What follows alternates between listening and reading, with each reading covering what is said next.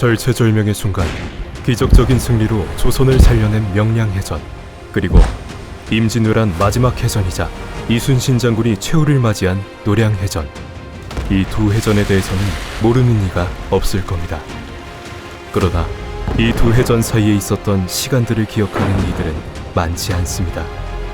기적적인 승리와 최후의 해전 사이를 지나왔던 이순신 장군의 417일, 그날을 기록한 돌들이 있습니다.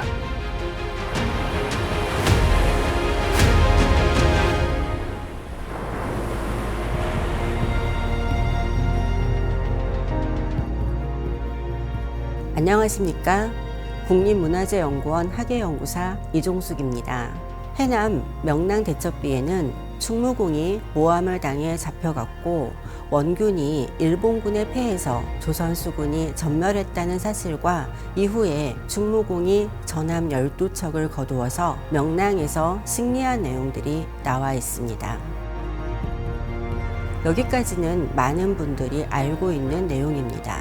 그런데 명랑에서의 승리 직후 충무공과 조선수군은 어디로 갔는지, 거기서 무엇을 했는지에 대해서는 자세히 알려지지 않았습니다.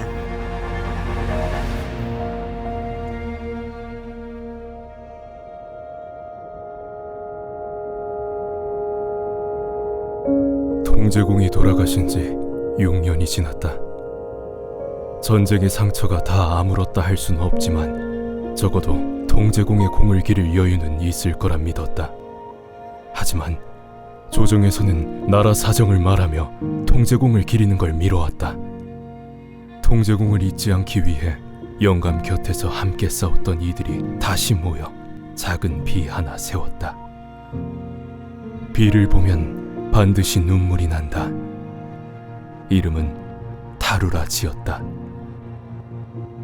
조선 수군이 이 비처럼 작아졌을 때 사람들은 비로소 통제공의 진면목을 볼 수 있었다.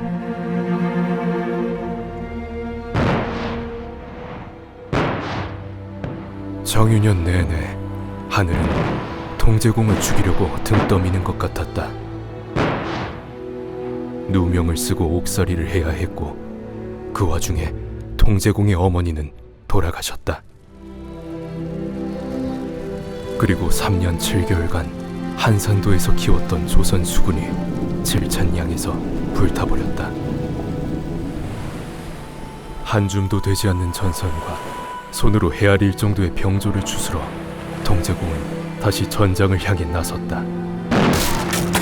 필사즉생을 말하며 죽음과 삶이 노려보는 바다 위에 섰다. 눈앞엔 죽음이 있었지만 죽음 너머의 삶을 향해 우리는 싸웠고 싸워 이겨냈다. 천운이라 말했다. 다들 하늘이 도와 명량에서 이겼다 하지만 우리는 한산으로 돌아갈 수는 없었다. 13척의 배로 명량에서와 같은 승전을 또 한 번 바랄 수는 없었기에 우리는 서해를 거슬러 고군산도를 향해 노를 저었다.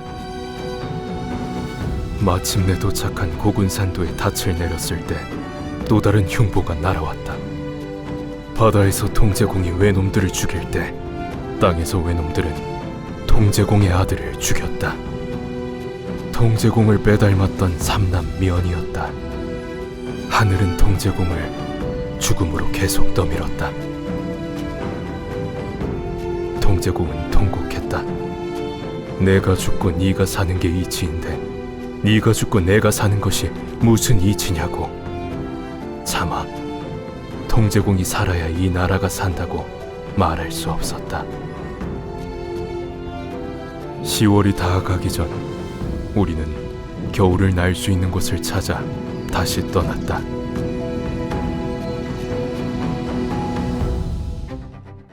충무공 인생에서 가장 힘든 시기였던 1597년 정유년. 이 정유년의 마지막을 충무공과 함께한 곳이 있습니다.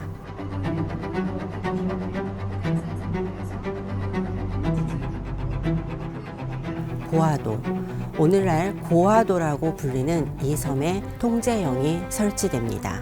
한산도 통제영은 유명하지만 고화도 통제형이란 이름은 많은 분들께 생소할 겁니다.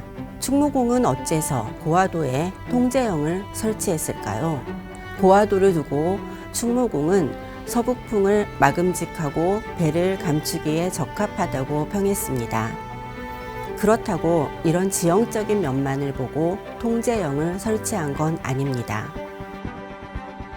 명랑 대첩비와 함께 정유년을 기록한 고화도 유허비를 살펴보면 고화도의 진면목을 확인할 수 있습니다.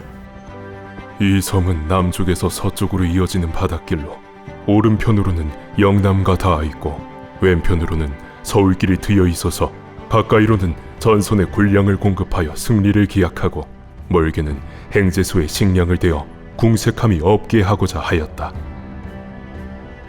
유허비에 나와 있듯이 고화도는 전략적으로 중요한 위치였습니다.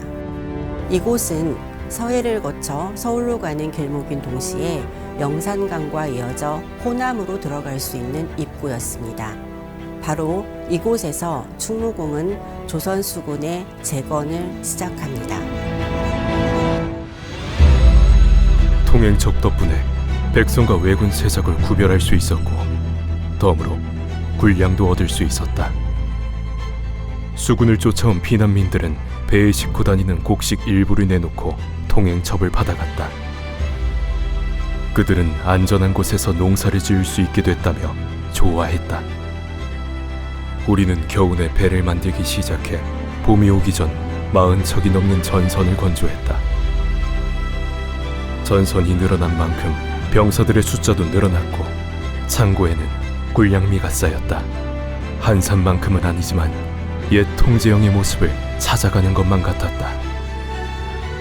고화도에서의 108일은 죽음이 아닌 삶을 위한 시간이었다.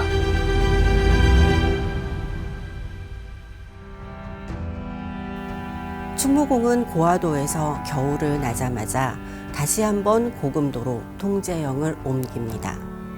충무공의 생전 마지막 통제형인 고금도 통제형 역시 전략적으로 중요한 요충지였습니다. 호남의 바다를 통제할 수 있었고 산봉우리가 중첩돼 있어 그 형세가 한산보다 더 좋다는 말을 충무공에게 들었을 정도였죠. 고금도는 경작지가 넓고 농사를 지을 백성도 많아서 군량을 모으기 용이했습니다. 1593년부터 둔전을 일궜던 이곳에는 이미 1500여호나 되는 백성들이 있었습니다. 충무공은 이곳에서 다시 힘을 비축하기 시작합니다. 고금도에 활기가 돌았다. 포구에 정박한 배들의 숫자는 늘어났고 쌓이는 전선만큼 병사들의 숫자도 늘어났다. 전선의 숫자만큼 수졸들의 얼굴에 자신감이 묻어나왔다. 장수들의 목소리에도 힘이 붙었다. 수군이 모양새를 갖춰갈 때쯤 명나라에서는 수군을 보내왔다. 새로 만든 전선, 훈련된 병사, 바다 건너 찾아온 원군들. 한산도 통제형 시절의 모습이 다시 눈앞에 펼쳐지는 것만 같았다. 겨우내 고화도에서 웅크리며 하루를 버텨 하루의 목숨을 이어갔던 시절에서 마침내 내일을 생각할 수 있게 됐다. 우리는 다시 한번 바다로 나가 외적을 상대할 수 있게 됐다. 어쩌면 명량은 천운이 아니라 하늘이 통제공에게 내린 형벌이었을지도 모른다. 하늘은 울돌목에서 통제공에게 죽음을 허락하지 않았다. 명량에서 노량까지 죽음이 허락되지 않은 417일 통제공은 다시 바다로 나섰다.